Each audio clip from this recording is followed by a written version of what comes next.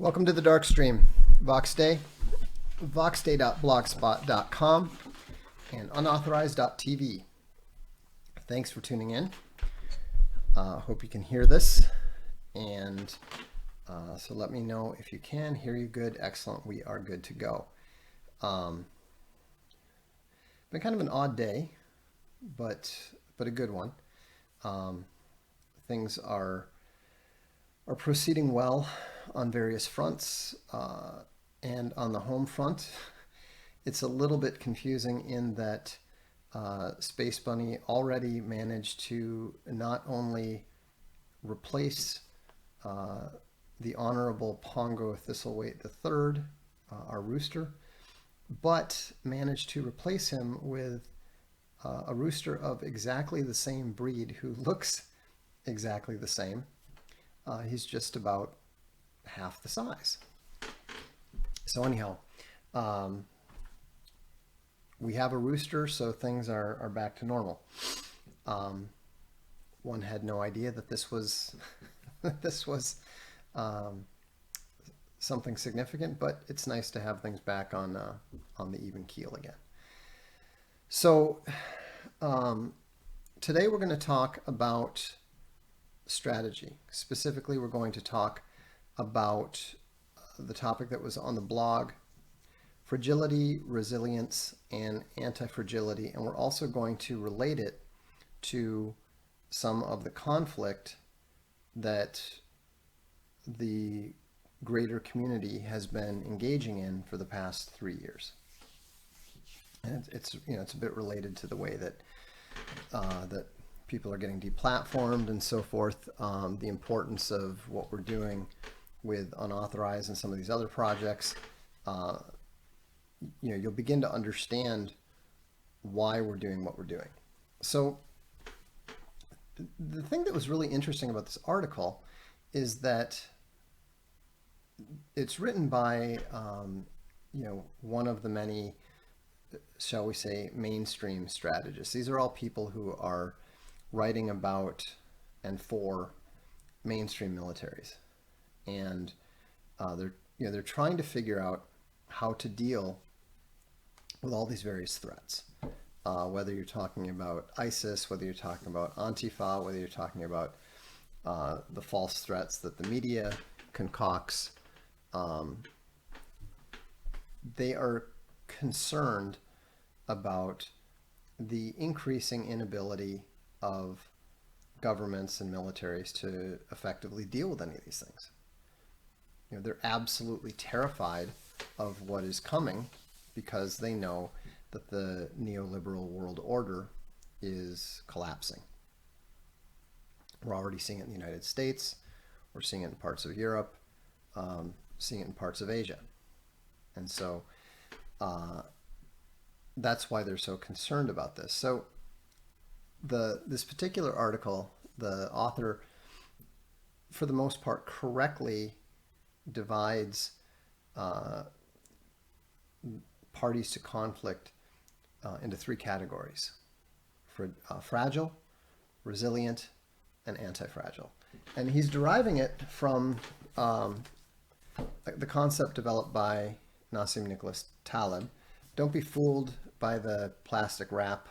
I've read all 4 of these books, actually, although the Bed of Procrustes hardly counts. Anyhow, I don't recommend all the books, but I absolutely recommend Anti-Fragile. In my opinion, Anti-Fragile is the most important thing that Taleb has written. Obviously, he's more famous for The Black Swan, which is, it's a good book. It's worth reading. I didn't view it as the eye-opener that a lot of people did. Fooled by Randomness is also good. Personally, I didn't get anything out of The Bed of Procrustes. It's just a collection of quotes that he likes. And if you're really a completist and you really want to delve deeply into his mind, maybe it's useful. But for me, Anti-Fragile is the important book, and it's the important concept. And it's an important concept if these dedicated strategists are actually incorporating it into their concepts. And so the way that anti-fragility is described, and I think it's a useful way, is that conflict makes the party stronger. A pretty good example is the Viet Cong in South Vietnam. The more that they tried to eradicate the Viet Cong, the more Viet Cong they created. The harder they pressed, the more of a threat the Viet Cong posed. And so, that's a concept that we have consciously attempted to develop. The more that we get deplatformed, the stronger we get. The more committed people are. The more people abandon the traditional sites and come to ours. And so this is exactly what happened when, if you look at where Owen was back when he was on YouTube versus where he is now, he's vastly stronger now. He's in a much better position now than he was at the time that we started unauthorized. And so, and you can see that, you can hear it when he's discussing things. The concerns just are not the same because, who cares about getting kicked off of, Patreon or YouTube or that sort of thing when you don't need them anymore, when they bring you nothing, when they actually take 30% of the revenue that's coming in. There's no need for it. And so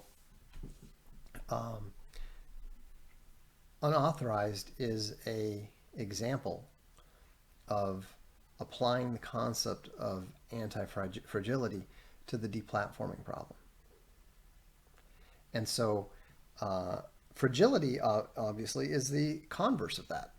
Fragility is when you are vulnerable to practically anything, when you're brittle.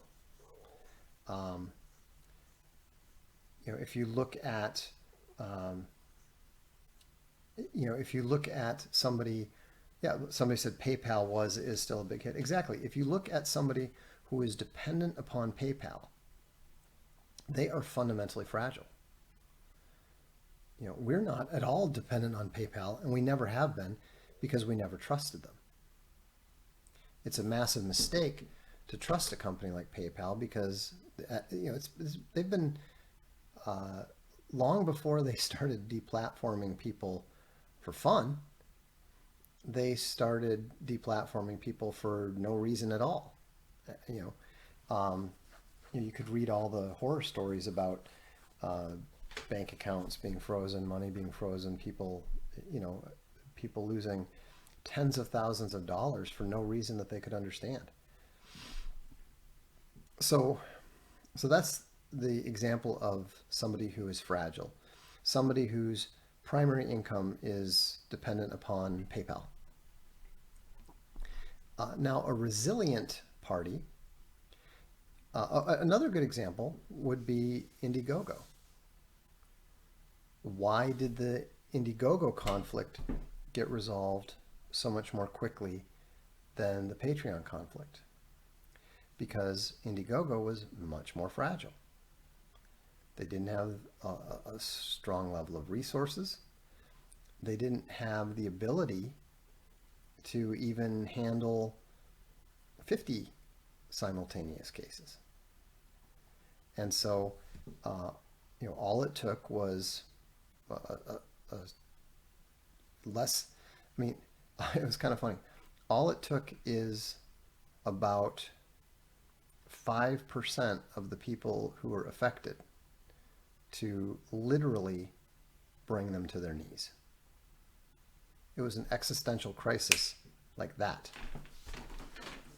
That's fragile. That's very fragile. And in fact, all of these companies, with the exception of Facebook and Google, are actually highly fragile. If you think about the fact that a random comedian and 72 of his backers can tie up a company and force it to commit all of its annual revenue to a easily avoidable conflict.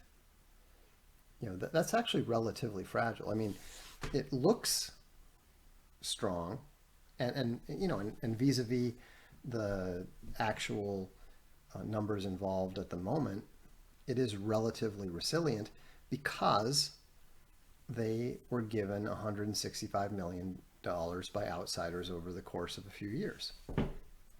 So they can afford to blow it that way if they want to. I don't see how that is going to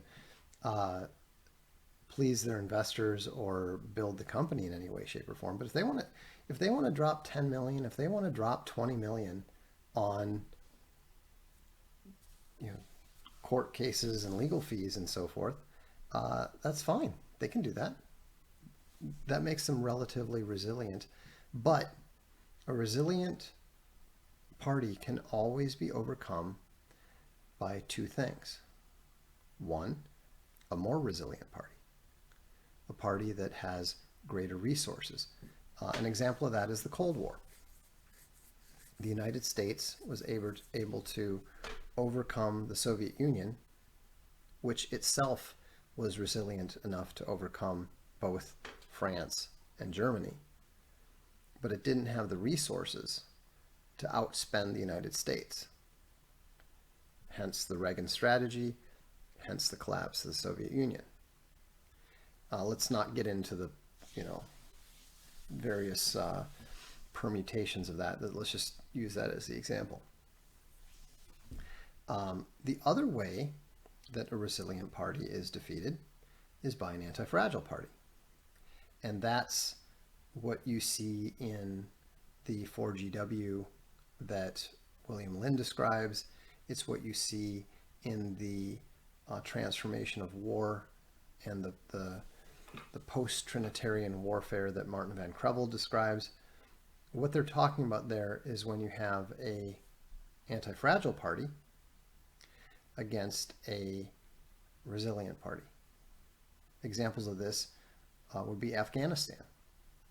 The US has the resources to waste 20, 25 years in Afghanistan. The US could probably afford to be there for another decade, maybe even another 25 years. I don't think it could actually handle another 25 years, but the point is that because of its size and because of its wealth and its resources, the United States could spend a long time there. But because Afghanistan is the graveyard of empires, because the Afghans are in many ways a self-replenishing resource, and the actions of the United States in trying to impose its will on the Afghans, that means that sooner or later the US, like the Soviets, like the British, like Alexander the Great, is going to leave. That's why they call it the graveyard of empires. They can't keep it. They won't keep it. And the only thing that can defeat an anti-fragile force is either complete and utter eradication, which in most cases is highly unlikely to the point of impossibility, or a failure of morale. If you look at, think about this. People look at the Patreon situation. It's been going on for since October, so pretty close to a year and a half. And it will never end. Just like Afghanistan, just like Iraq, it will never end until the resilient party gives up. How do I know this? It's really simple. How many bears are there?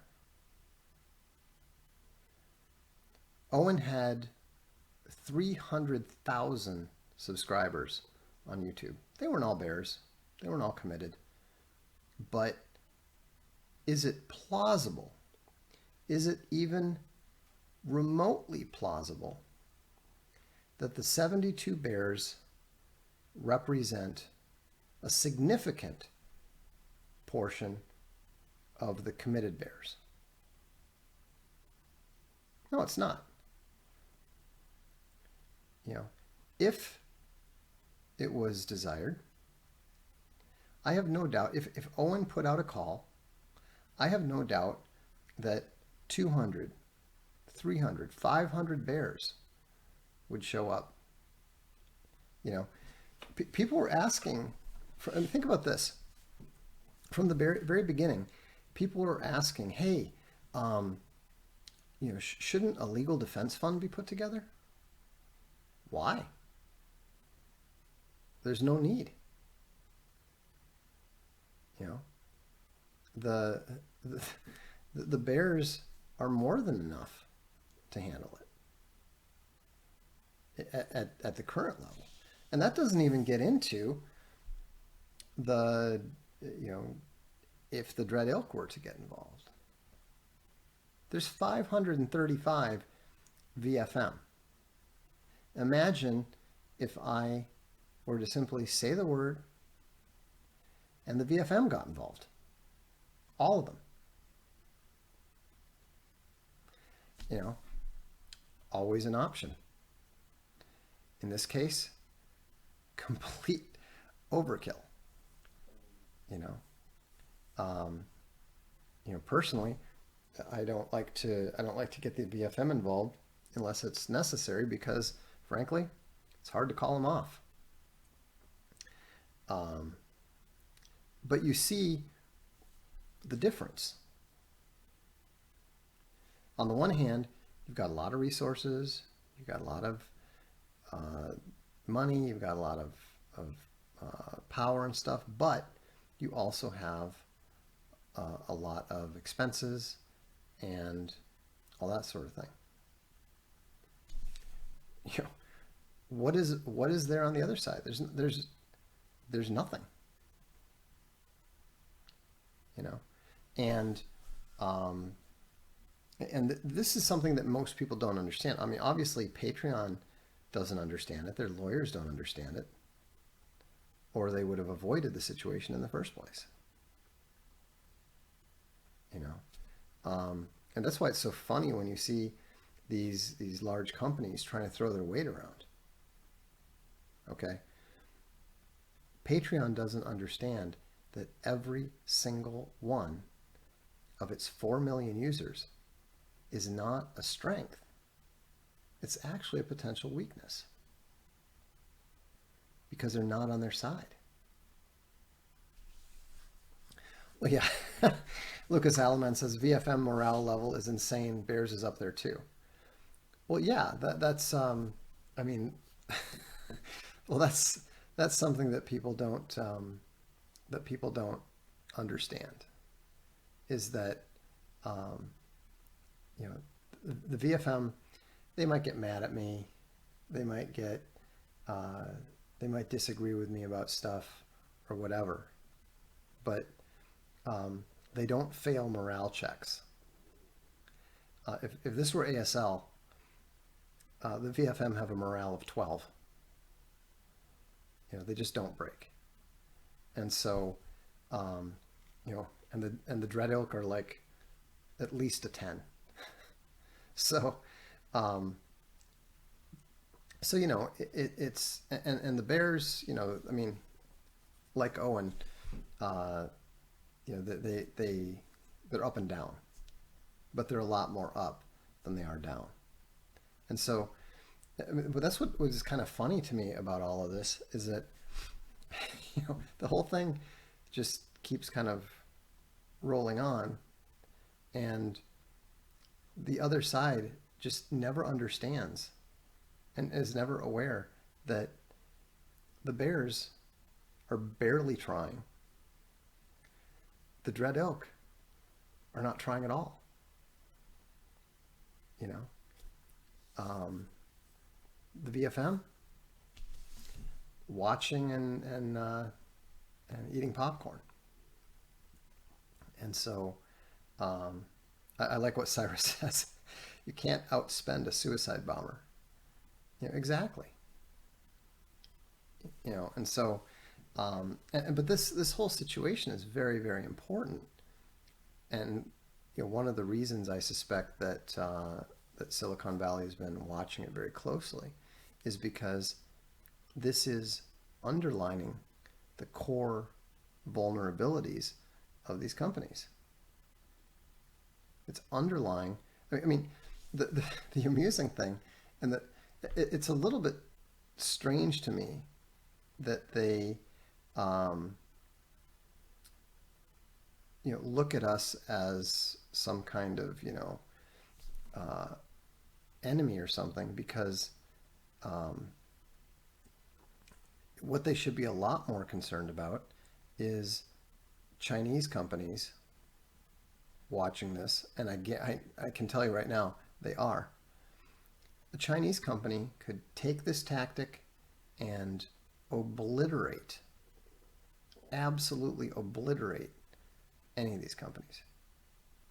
Because none of these companies follow the law. None of these companies are used to ever being held accountable for anything. I mean, look at Facebook. They were threatening Australia, and they actually kind of got Australia to back down. Why? Because politicians are cowards. But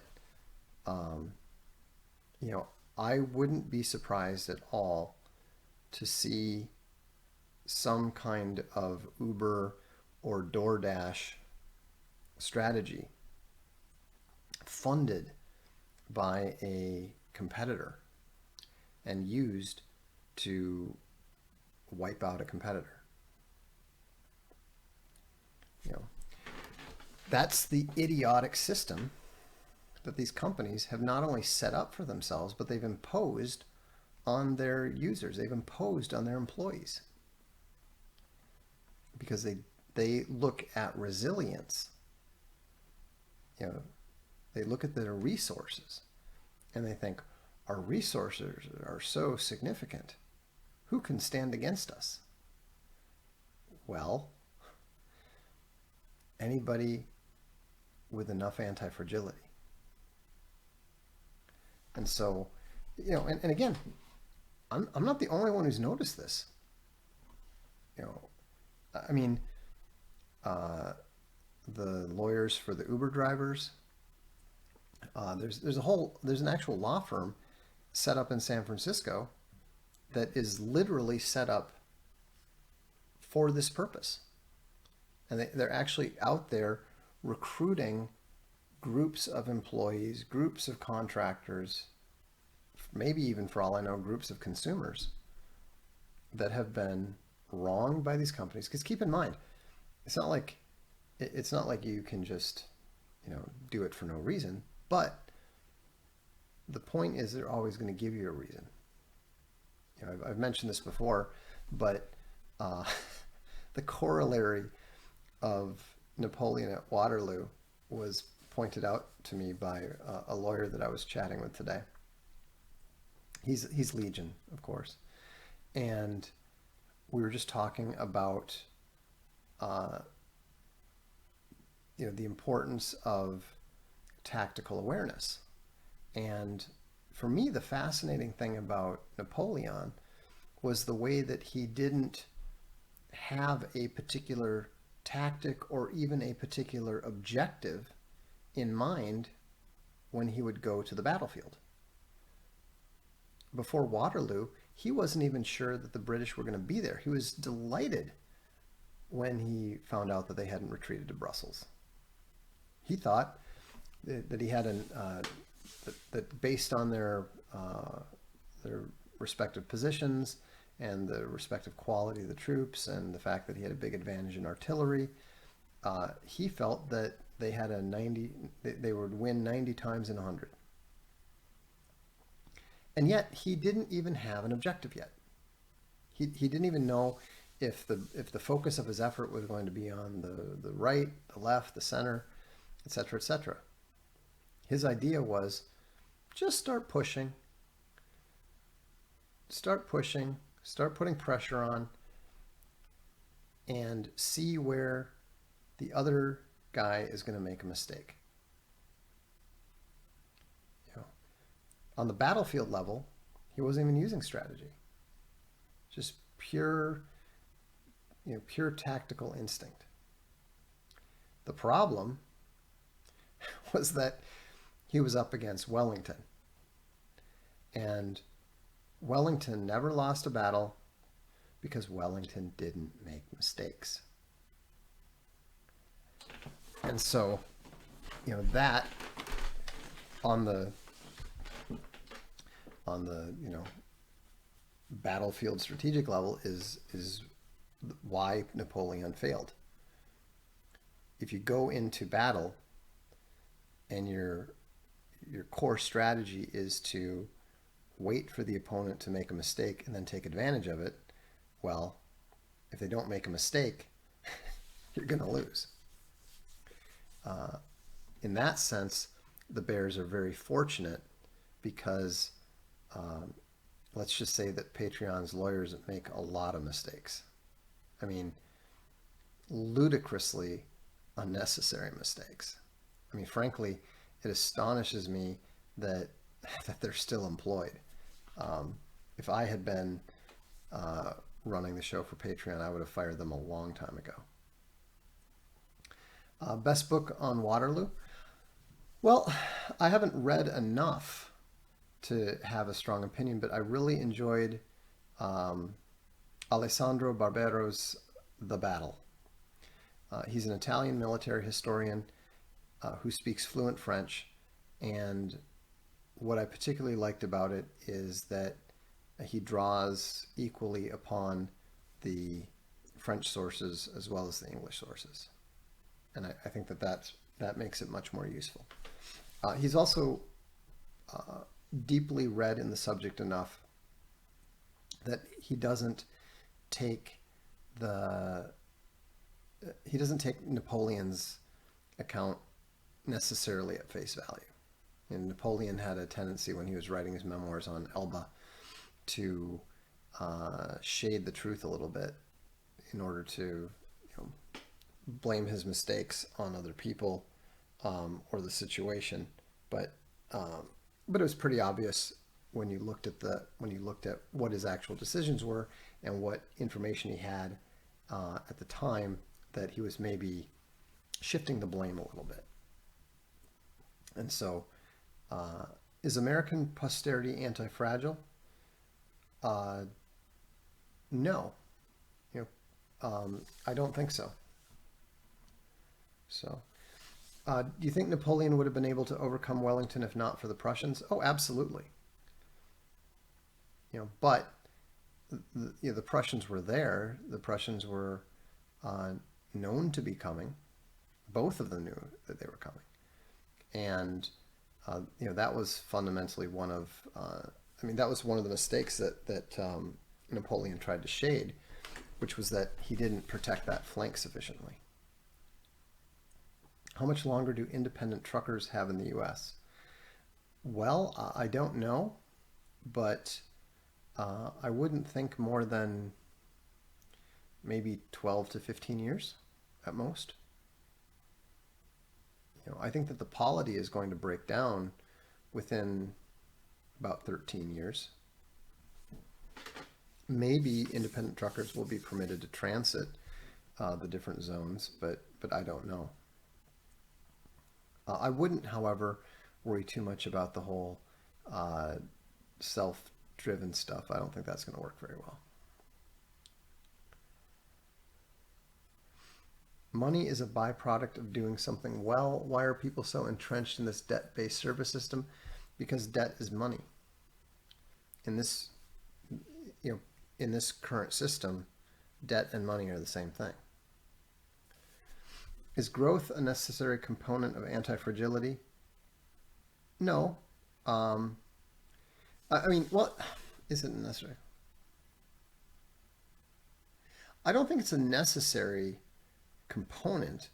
I think it is a probable, if not inevitable, consequence. I mean, for example, they use the example of bones, and or bones get stressed and then they get stronger. Muscles get stressed and then they get bigger and stronger. But there's still a limit to it. So, um, do you think we'll start to see an increase in moves towards secession and separatism among the U.S. states? Oh, absolutely. We're already seeing it. I mean, when I first started writing about the breakup of the United States back in 2004, I believe it was, I wrote a column where I likened the United States to a corpse that was being galvanized by electrical shocks, and said, you can't fix a corpse. You can maybe make it move if you zap it hard enough, but that doesn't make it alive. And back then, a lot of people disagreed with me, a lot of people disregarded me, and a lot of people thought that I was crazy. I don't see much of that anymore. In fact, now what's a bit amusing is that I'm occasionally told by people that I'm an optimist if I think that the US is going to last till 2033. And I often get people saying, well, have you adjusted your thinking at all? And no, not at all. I never revisit or attempt to retune predictions. I made the prediction back in 2004. It'll happen. It won't happen. It doesn't matter. I'm just an observer. I'm not an activist. I'm not trying to, you know, work towards some desired or preferred outcome. It's not the way I think. It's not really the way that I, well, except for the consumer activism. That's right. I believe very strongly in activism, in activizing for consumers. Would the U.S. still be on the verge of breakup if there wasn't as much expansion in the 19th century? Probably. It's not the 19th century so much as the 20th century that caused the problem. Once you become the world power, then that attracts all the worst people in the world to try to gain and utilize that power.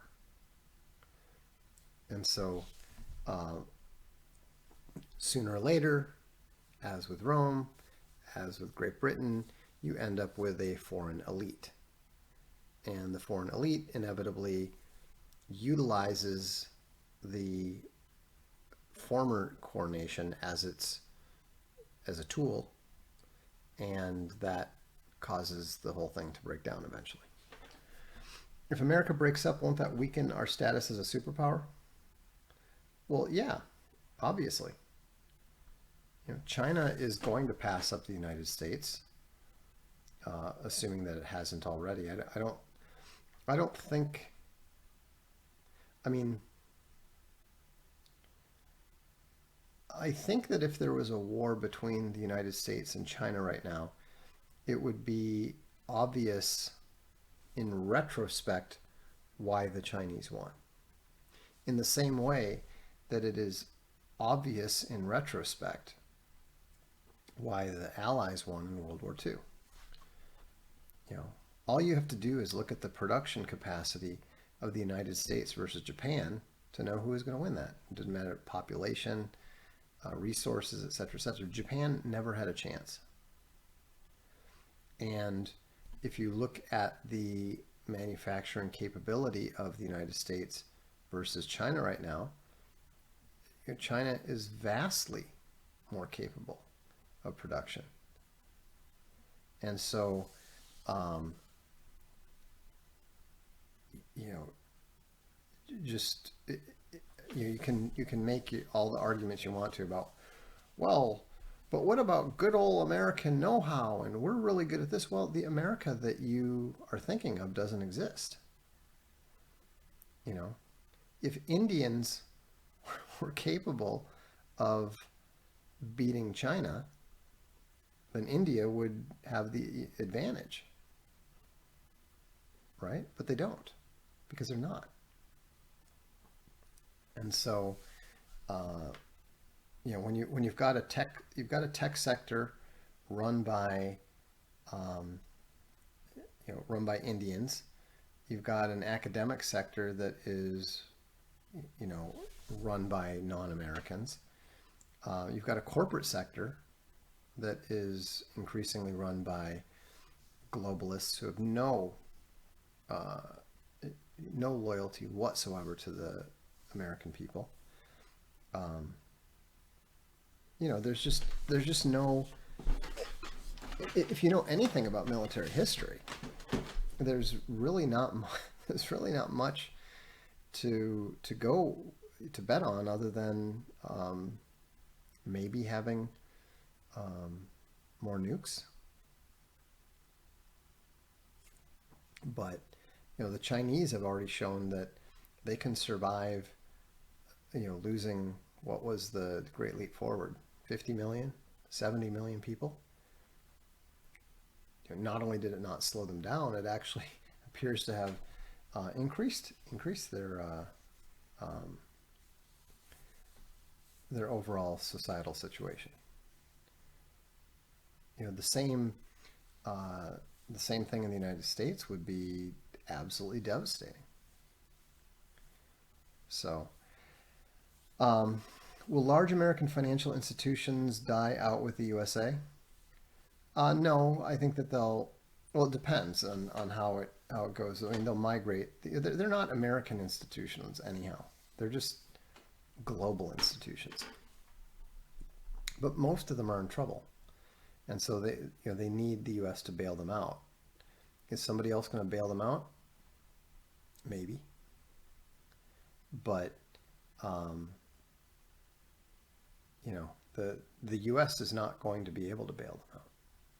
That's why this whole like idea of celebrating the post-Trump era is just total nonsense because Trump was the only thing moving in that direction. I don't think that he was going to be able to stop anything. People used to ask me all the time, well, does the fact that Trump is president change your predictions or expectations at all? And I always said, no, not in the slightest. You know, there's always an Elliott wave. There's always a wave two for every wave one and wave three, but it doesn't change the overall trend. No, I have no thoughts on the various financial games whatsoever. I don't pay any attention to them. Will the debt bubble collapse prior to the American collapse? Yes. The debt bubble collapsing is probably what is going to bring on the breakup of the polity. It could be other things. You know, it could be war. It could be the shock of for example, one thing that I sort of expected if it goes in a military direction is some sort of Sicilian expedition. And what that would involve is the U.S. getting involved, maybe with Iran, or maybe with somehow in the Black Sea or something, and losing all of its aircraft carriers on the same day. That would be a fundamental shock that the U.S. psyche probably could not recover from.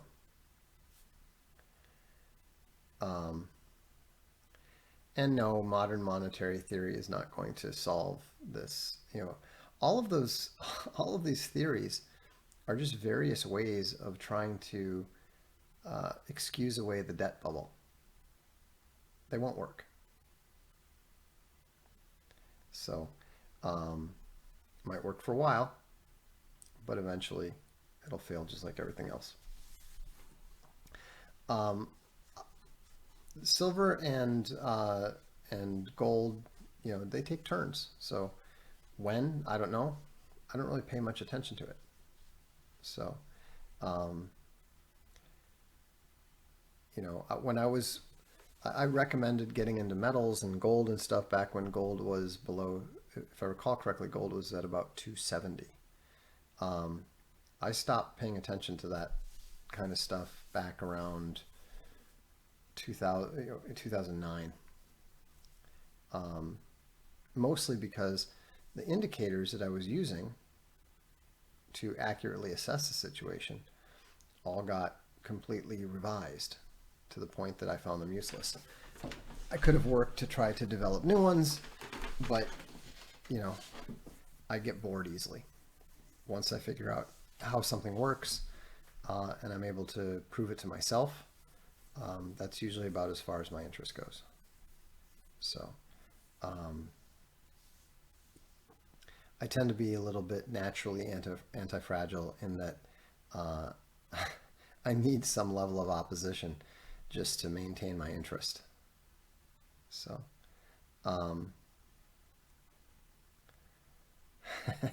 yeah, that's right. But anyhow, like I said, let me just remind you, I highly recommend reading Anti-Fragile. It's a great book. You will find it very valuable, and I think that it's a really good idea to read it more than once, understand it, and do your best to apply the principles in it to your life. Because given the way that the world appears to be going, there's a very good chance you're going to need it. I'm Vox Day. This is the Darkstream.